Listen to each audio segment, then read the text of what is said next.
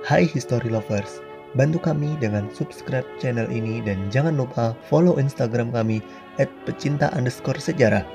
Terima kasih.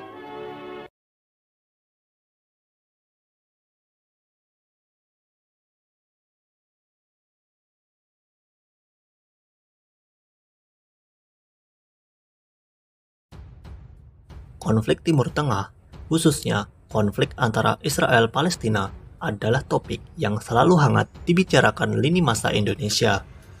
Masyarakat Indonesia biasanya condong ke salah satu pihak dan berusaha menjelek-jelekan pihak lain. Parahnya lagi, keberpihakan tanpa dilandasi dengan pengetahuan sejarah dan alur permasalahannya. Masyarakat masih memiliki perspektif jahat dan baik dalam menanggapi. Padahal, dalam mempelajari permasalahan konflik, kita diharuskan untuk bersikap netral agar bisa mengambil kesimpulan dengan baik, lalu baru berkomentar. Jadi, Mimin akan wajarkan jika Mimin disebut antek-antek Yahudi seperti saat Gus Dur dilengserkan. Oke, jadi Mimin akan membahas alur cerita perang antara Israel dengan Liga Arab. Baru yang terakhir, kita akan mempelajari sejarah panjang konflik Israel-Palestina. Kita akan memulainya dari The Six-Day War atau Perang 6 Hari. Selama kemenangan Israel pada perang yang berlangsung antara 1948 hingga 1956, Liga Arab yang terdiri dari Mesir, Suriah, dan Yordania berusaha keras untuk terus mengalahkan Israel. Kedua belah pihak memahami bahwa perang kemerdekaan Zionis masih jauh dari kata usai, dan mereka bersiap untuk melakukan konfrontasi selanjutnya. Campur tangan internasional dan ketidakmampuan kedua pihak dalam mencari jalan keluar yang membuat Perang 6 Hari akhirnya pecah.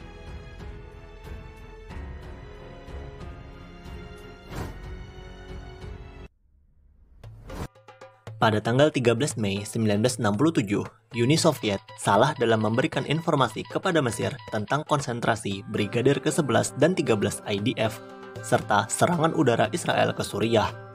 Menanggapi informasi salah tersebut, Mesir mulai mengkonsentrasikan pasukan di sepanjang perbatasan Israel di Sinai. Dan pada 16 Mei, Tentara Keamanan PBB pergi dari semenanjung tersebut. Pada saat yang sama, permintaan Israel untuk menyediakan pasukan keamanan di sekitar perbatasan ditolak.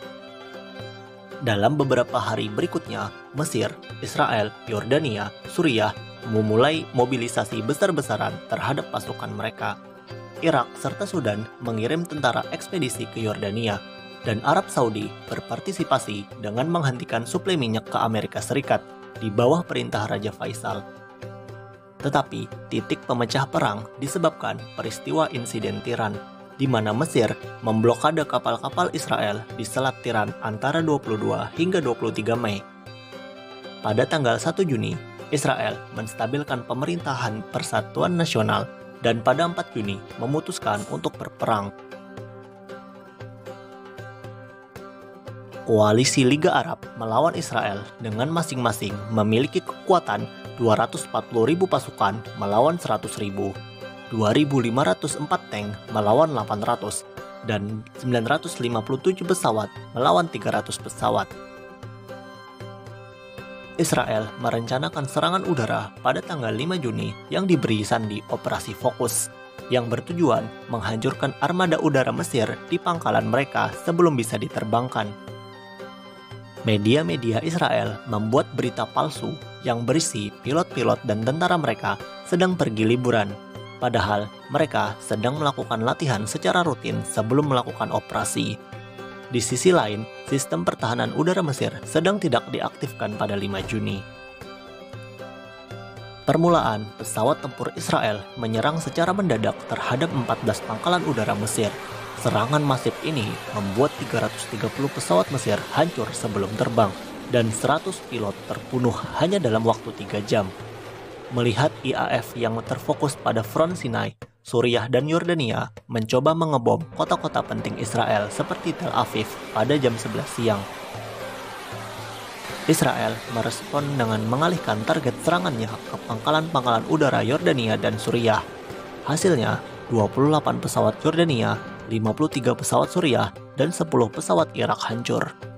Operasi Fokus sukses besar dengan kemenangan Israel yang hanya menderita kerugian 19 pesawat dan menjamin dominasi udara Israel pada pertempuran berikutnya. Pertempuran di darat terjadi di 3 front berbeda, yaitu Front Sinai, Front Yordania, dan Front Dataran Tinggi Golan. Pada Front Sinai, Angkatan Darat Mesir terdiri atas 7 divisi, yaitu 4 divisi lapis baja, 2 divisi infanteri, dan 1 divisi infanteri mekanis. Mesir memiliki 100.000 prajurit dan 950 tank di Sinai. Sementara Israel mempunyai 3 divisi, yaitu 6 resimen lapis baja, 1 divisi infanteri, dan 1 resimen infanteri mekanis, serta 3 resimen lintas udara dari Brigadir ketiga yang ditotal berkekuatan 70.000 orang dan 700 tank di sepanjang front. Rencana Israel ialah menduduki pertahanan Mesir dengan mencampur serangan udara dan tembakan artileri beruntun, disertai dengan gerak maju tank. Mereka akan menuju utara dan mencapai tengah Sinai, daripada menyerang melalui selatan selama Perang Sinai. Pada 5 Juni pukul 7.50 pagi, divisi paling utara Israel yang terdiri dari 3 brigadir yang dikomandani oleh Maijen Israel Tal memulai serangan menuju jalur Gaza. Sementara itu, divisi lintas udara diperintahkan untuk menguasai kota Rafah. Pada mulanya, Mesir mengirim beberapa unit tentara dan para agennya untuk memata-matai gerak maju Israel.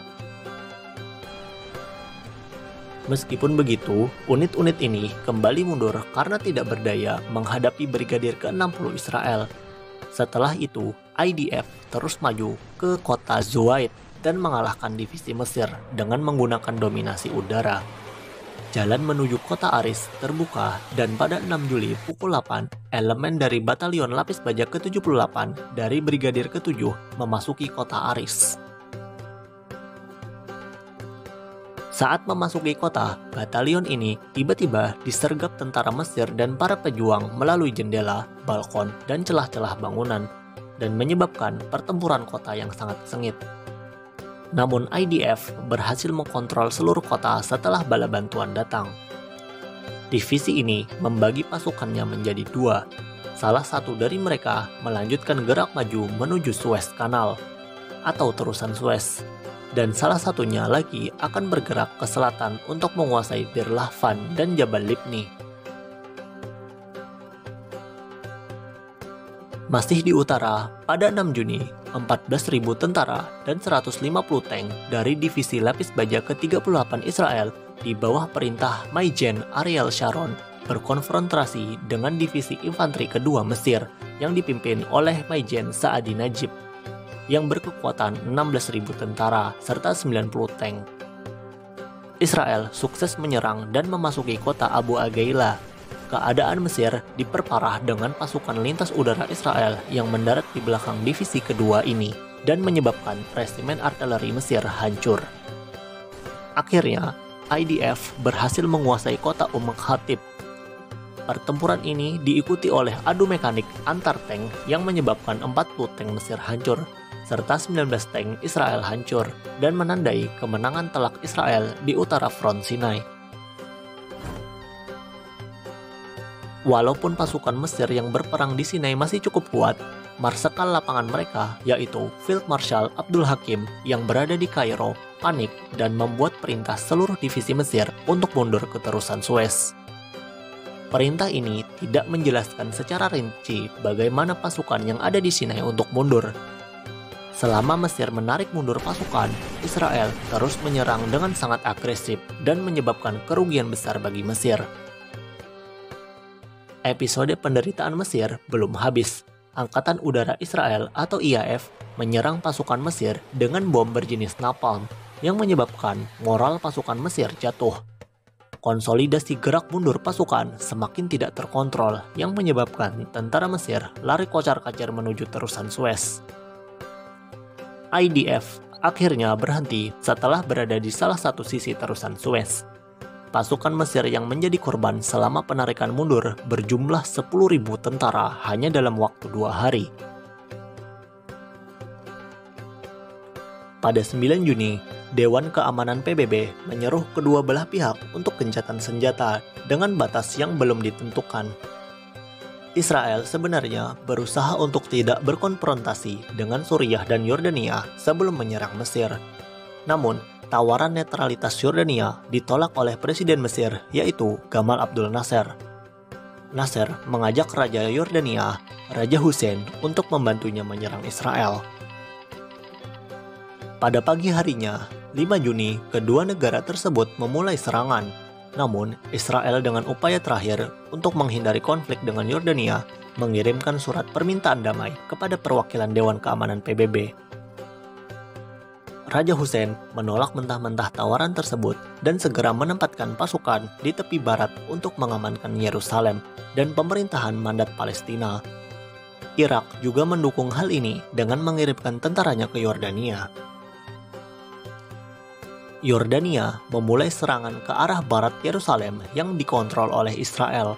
Serangan koalisi Yordania-Irak ini menyebabkan 20 warga Yahudi tewas dan menyebabkan 900 bangunan hancur. Israel meresponnya dengan penyerangan besar-besaran melalui operasi Fokus yang menghancurkan instalasi-instalasi militer Yordania serta mengamankan dominasi udara IAF di langit Jordan. Timur kota Yerusalem pada saat itu dikontrol oleh Yordania. Sementara itu, pasukan Yordania berada di garis zona aman PBB yang membuatnya leluasa untuk menyerang kedudukan Israel dengan menggunakan artileri. Brigadir Cadangan Yerusalem, yaitu Batalion ke-161 Israel, menuju zona Dewan Keamanan PBB yang menyebabkan pertempuran sengit di zona tersebut. Serangan masif ini membuat tentara Yordania mundur ke kota tua Bethlehem. Hari berikutnya, Israel mengepung timur Yerusalem dengan komponen Brigadir Yerusalem di selatan dan Brigadir Mekanis Harel di utara, serta pasukan lintas udara ke-55 menyerbu dari langit. Para pejuang Yordania yang terkepung bertempur dengan sengit hingga mereka kehabisan amunisi dan menyerah setelah 4 jam tanpa henti menembaki komponen lintas udara ke-55 Israel. Namun, kerugian Israel juga sangat besar dengan kehilangan pasukan terbaiknya. Siang hari, pada 5 Juni, Brigadir Mekanis Harel pergi ke utara dan berhasil menguasai kota Latrun dan Ramallah. Sementara itu, Batalion Infanteri ke-163 menguasai kota Abu Tor dan kota tua Bethlehem, serta Hebron. Kota-kota penting pemerintahan mandat Palestina seperti Judea, Hebron, Bethlehem, dan Nablus sepenuhnya jatuh ke tangan Israel pada 7 Juni. Setelah itu, tentara Yordania meninggalkan tanah Palestina dan diikuti gerak maju pasukan Israel untuk menguasai tepi barat tersebut. Israel memenangkan front Palestina dengan gemilang. Di front dataran tinggi Golan, Suriah juga percaya terhadap Nasser tentang kesuksesan militer Mesir pada awal konflik dan mengirimkan angkatan udaranya untuk membombardir Galilea dan Tel Aviv. Serangan kecil di darat juga dilancarkan Suriah untuk menguasai pembangkit listrik air di Shir Yasuf. Penyerangan ini juga dapat dipatahkan oleh IDF. Dominasi udara Israel menyebabkan tersabotasenya unit tank Suriah yang menyebabkan tank-tank mereka menjadi sasaran empuk pesawat A4 Skyhawk milik Israel. Siangnya, pada 5 Juni, Israel terus menargetkan pangkalan udara Suriah yang menyebabkan lumpuhnya superioritas udara langit Damaskus. Para pemimpin Israel masih memikirkan apakah mereka menyerang Suriah juga seperti Mesir atau tidak. Akhirnya, para komite Israel sepakat hanya menguasai dataran tinggi Golan agar artileri Suriah tidak bisa membombardir kota-kota utara Israel. Ofensif Israel dimulai dengan serangan udara besar-besaran yang menyebabkan tentara Suriah kena mental. Brigadir Lapis Baja ke-8 mulai bergerak maju ke dataran tinggi Golan. Pertarungan sengit menyebabkan tingginya korban di kedua belah pihak. Namun, dengan bantuan serangan udara, Israel dapat sepenuhnya menguasai utara Golan. 9 Juni, Israel sepenuhnya menguasai Golan dan bergerak turun ke daratan Suriah. Setelah itu, negosiasi kedua belah pihak terjadi untuk memulai gencatan senjata. serta memulai membuat batas tepi yang disebut garis ungu. Pada tanggal 11 Juni, seluruh aksi militer berhenti. Sekitar 983 tentara Israel, 150.000 tentara Mesir, 700 tentara Yordania, serta 2.500 tentara Suriah tewas dalam perang. Israel menggapai kemenangan besar mereka. Kemenangan ini membuat para pemimpin Arab semakin geram dan menyiapkan kekuatan mereka untuk menyerang Israel di kemudian hari. Dan benarlah, setelah persiapan matang, koalisi Arab mulai berkonfrontasi lagi dengan Israel yang dikenal dengan Perang Yom Kippur. Perang Yom Kippur akan kita bahas juga pada konten selanjutnya. Dan menurutmu, dari jabaran di atas, apa alasan terbesar Israel dapat memenangkan perang melawan koalisi Arab? Meskipun dalam pertempuran mereka solo versus squad. Silahkan berikan pendapat kalian di kolom komentar.